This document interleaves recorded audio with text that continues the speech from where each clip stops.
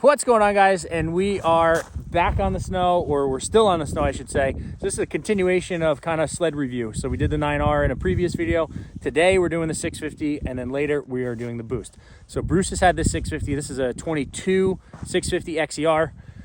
He's had it, you know, since new. No, we couldn't get that paint from factory. That's all custom painted through Southside Sales and Service. And we're just here to kind of talk about what he thinks about the sled, what I think about the sled, because I've also ridden it before. If he's had any issues with it or not had any issues with it, kind of here to touch on a lot of things. I see a lot of people complaining about 650 issues, whether that be reliability or plug fouling, et cetera, et cetera. Well, we're here to kind of talk about Bruce's luck with his 650. So, as always, we have Mr. Bruce. Just me here to interrupt my own video to remind you guys that today is the last day to get entered in the Ultimate Sled Package giveaway. It ends at 12 o'clock Eastern Standard Time tonight, actually 11:59. The only way to get entered is to go to thru.threads.com and purchase anything off the website. So any of those sweatshirts, t-shirts, hats behind me, this hat, this t-shirt, any sticker, every $5 you spend gets you one entry. We're giving away a set of CNA XPTs, Woody studs and carbides, Rockspeed FX handguards, and a $200 gift card to Southside Sales and Service. There's only one winner that will take that entire package home. So about almost $2,000 worth of stuff that we are giving away. So it's very important for you guys to get in tonight before time is too late. So head over to 322threads.com and get entered before 12 o'clock tonight. How's it going, guys? This is my 650. I bought it new and for 22. As we talked about before, I'm usually a small displacement guy until I did the 9R thing, but ruined him. Yeah, ruined the poor guy. But I'm keeping this again because I really do enjoy this sled. And besides that, I kept a lot of miles off of it because I rode the other sled this year. So, but it's you know, the 600s I've had over the years, you know, which are that 120 horse, less than 125 horse. This sled is 145 horse motor. It definitely has more grunt. The response is great. Just, you know, I've done a little bit of clutching to it right at the beginning and pretty much kept it the same. And everybody that rides it really, really likes it. So, I mean, this sled, it was an XER 650 128. So it was the shorter model compared to the Project one. 135 track, which I always have liked. Cobra 135. You know, I did the HD springs on this because this didn't come with it that year. And, you know, valve the shocks, did the dual rate front track shock. And I love this sled. It handles great. It's, you know, it feels really nimble. You know, it is obviously a little bit lighter than a 136, but it feels really nimble. I kept Polaris skis on it all the time with this one. I don't think I put a CNA on it at all. And, you know, as we've talked about before, certain conditions, that Polaris ski is a very, very good ski, and other conditions it's not. And that's why, you know, we'll throw CNAs on then. But with the small amount of suspension work and, you know, valving and getting it nice and firm, it was really good. The motor has been, I literally have only changed spark plugs through the summer to get it ready for the next season. Because he wanted to, not because he had to. Not because I had to. I've never followed the plug on startup or any of this. You know, yes, we have had some of that, especially 21 stuff. We had, and I do believe there is a tune coming for that. You know, it has to be approved for them to be able to change a tune in a certain year. You know, to upgrade that, you know, by EPA standards.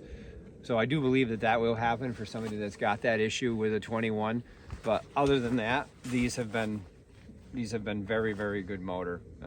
Just start them up and go. Put oil in them, adjust the chain, adjust the belt, and they've been good to go.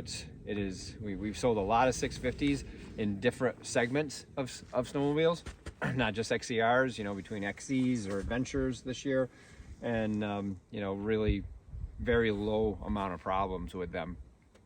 And it is very good power for a 650. I mean, it's like the old 800s were 140 or 150 horse. Right.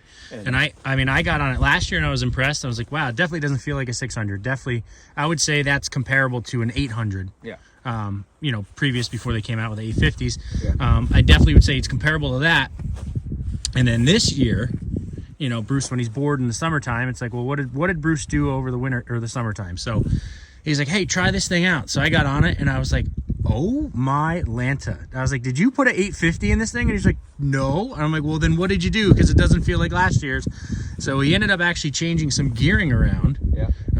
Ended at almost the same end ratio, right? Yeah, just a little bit lower, but bigger gears everywhere, bigger gear bottom, bigger gear top to come up with what I wanted.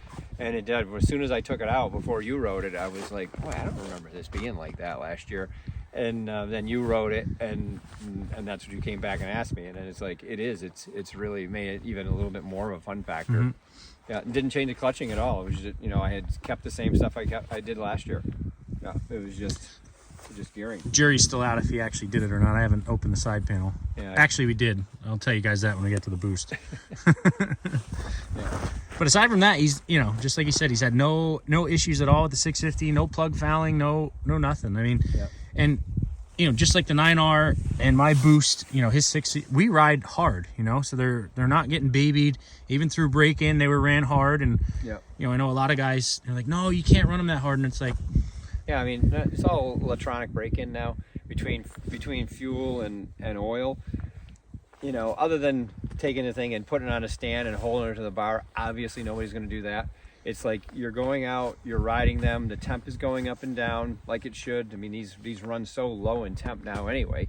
I mean, they'll run at 99 degrees all night long if you got snow, or, you know, maybe 125. I mean, it's still, that's not very hot to be running an engine. And with that, it's just, they just haven't had any issues. They run really well. You start them up, you're ready to warm up, ready to go. And so break-in is fuel and oil is those certain hours. It's done. I mean, you don't have to be babying it. Yeah. So I mean, that's really general synopsis. And did we say mileage? Oh yeah, it's like 1,250. 1,200 yeah, just over 1,200 miles. Yeah. Yeah. And again, I would have had 2,400 miles on this if I didn't have that project. So it, you know, it just, I enjoy it, and I really have to, like, okay, no, I want to ride that because it's like I am drawn to this sled. I really, really like it. It is fun, and you know, around here where Bruce rides and everything, trails are tight, and I would honestly take that 650 over my boost in this stuff. Yeah. Any day of the week. Yeah. I mean, there's not even a doubt about it. Which tomorrow you probably will. Yep. Yeah. I'm gonna grab something of yours. Yeah. Yeah. So now that it's back together. Yeah. Yeah. But I mean, that's it. I don't really think we got to touch on anything else. I mean, oil consumption, fuel consumption is probably close to. Yeah, fuel consumption is definitely way less than a 600. I mean, a 600, whenever I took those, they were always, you know, because you were just way in the gas to keep up with what you're doing with other people, because there's a lot of people that got bigger motors. This sled, you're not like that, and it definitely burns less fuel than a 600. And most times it would, you know, because the 850s aren't bad anyway, but most times it's less than an 850. It's just definitely less than the old 600s. Yeah. So that's it, guys. Again, 650, big thumbs up, kind of like the 9R. Yeah. But that is going to do it for this one, unless Bruce has anything else to say, but I don't think he does. Nope. Awesome sled. Don't be afraid to get one. You know, it's kind of luck of the draw. But awesome sled. I enjoy it. I love riding it, and I'm not a small block person whatsoever, but it's super enjoyable. A lot of fun. But that is going to do it for this review of this 650, and then come back next time for the boost review, which we're going to do right now, but you guys aren't going to see it for a little bit. But make sure to like, make sure to subscribe, and we'll see you guys in the next one.